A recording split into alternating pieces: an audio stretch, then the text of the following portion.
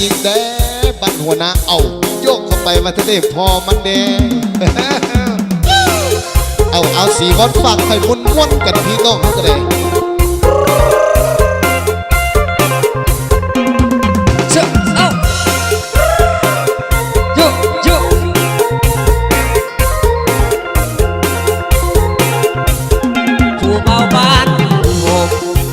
สาวตองแต่บ่มีเงินบ่พอจนผู้สาวเขาเมินแถมเอิญกับปีสุขใสจังเวลาเกียเกียดเด้เมยยงหมดคนใจเมื่อยามอายมีเงินหลายบ่ทันเอิญ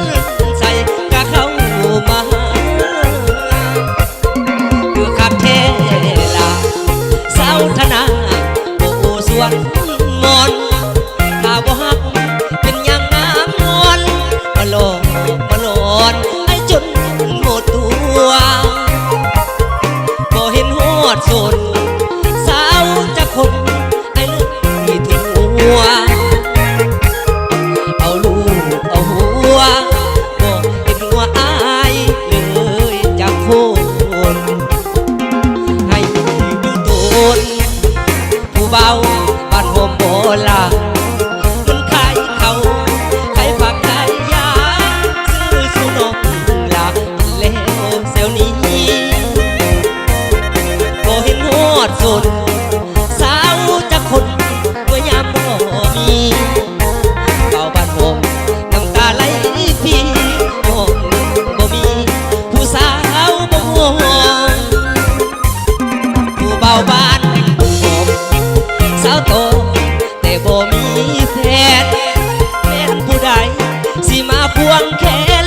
เป็นสู้เป็นแฟนผู้เบาสวนยาหากมีสาวโก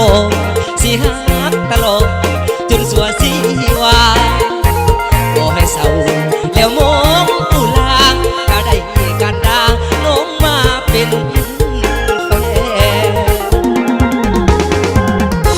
เอาเกี่ยวเอาเจ้า